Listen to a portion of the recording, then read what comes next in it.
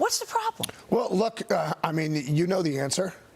Right? Yes, I do, unfortunately. The same reason why there's also restrictions on mail-in voting and as well as cleaning the voter rolls. And cleaning the voter rolls, every Democrat-run state, none of them are complying with the Justice Department to clean their voter rolls, right? And so what that means is when people move or what you saw particularly in 2020 is you have locations like halfway houses where a couple thousand people get mail-in ballots and vote from there even though there's only 5 people living there.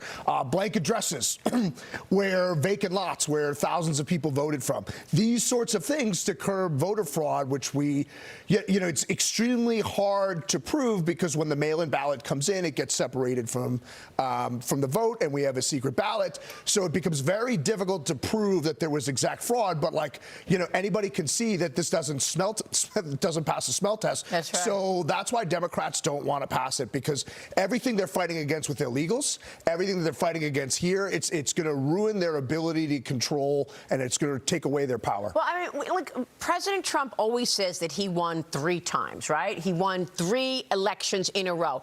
Why can't, and the Democrats hate when he says it, just placate him, put it in, prove it. Right? Just prove it that, Mr. President, we're going to now put the SAVE Act in so now people have ID so you can stop saying that you won when we believe you didn't. Placate him. Put it in. So, unfortunately, it goes beyond voter ID. It goes to the automatic registration of anyone who encounters various government agencies like the motor vehicles, right? In California, if you get a driver's license, which you're allowed to do as an illegal, you are automatically registered to vote. Democrats say, well, they need reconciliation idea. According to Anna Paulina Luna, John Thune has committed to doing a standing filibuster to make sure this gets to a floor vote in the Senate. And then we can see if all the Republicans are actually on board here. Or you have people like Tom Tillis that just want to oppose everything Republicans doing because he's being shown the door. Yeah, good idea. Let's put a spotlight on it. All right, we got some breaking news right now. Pepsi, this, Mike.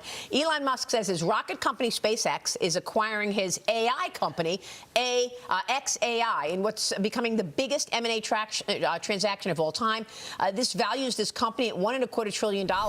According to a memo that he put out yesterday, Musk is making plans to take SpaceX public this year, so expect this number to go higher in terms of the valuation once it's already the world's most valuable privately held company, Mike. Yeah, so we hear a lot about the fundraising for OpenAI and for Anthropic, but we don't hear a lot about XAI. So XAI is, in my opinion, the most superior large language model. Really?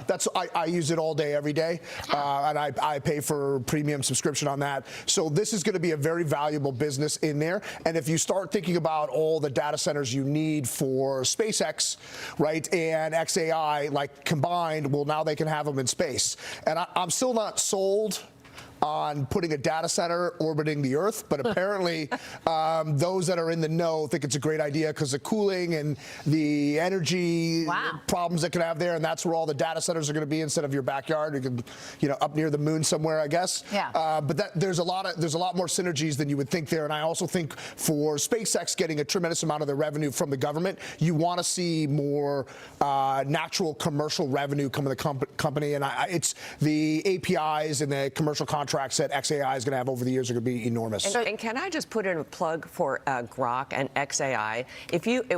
China own AI? Is that the answer, Bernie? Maria, every single technological advancement like this has led to more newer, higher-paying jobs. I think the difference here is the speed with which the adoption. I think what this administration needs to do. So David Sachs and Alex Karp, the CEO of Palantir, have made very similar points. But look, you have a 50% underemployment for recent college graduates. Mean they have jobs, but not the jobs that they want. And I think in mid-level management and white-collar jobs are going to create a real problem here. So I think the solution for this administration is to cut off foreign student visas almost entirely, all right, because we don't need more college graduates coming out in this environment. And we need to stop H-1Bs until we can shake this off just for 2 or 3 years because the transition is so much faster than any other technological advancement. There's going to be a shakeup. I also think they need to have a little bit of a positive. And how significant significant inflation has come in. Mike Lee is with us this morning. And Mike, you said earlier you're following something called trueflation. When you look at actually the components of inflation, what do you say? Yes, so trueflation uses a million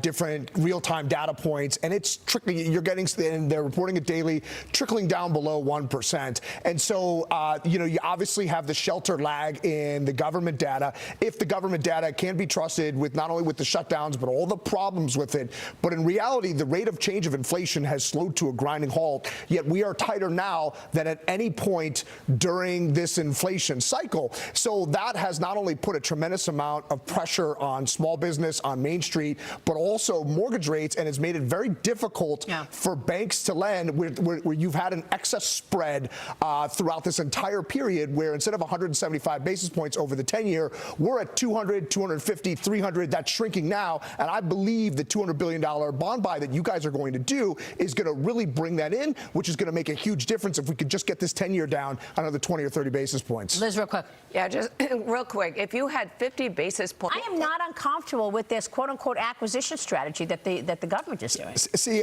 you don't like it if it's for commerce, but the implications of this are for national security and preservation of our country on a go-forward basis. And I think that is the important distinction. If the government can profit from it, great, but that's secondary to ensuring that we can stand on our own 2 feet. And for too long, corporate America wasn't getting the memo that these are all national security issues. Corporations view things globally, not in the domestic issue, and we need to focus on America. Because the world has changed. China is on the march. Russia is on the march. And they know this is a strategic asset. That's why they're so intent on dominating.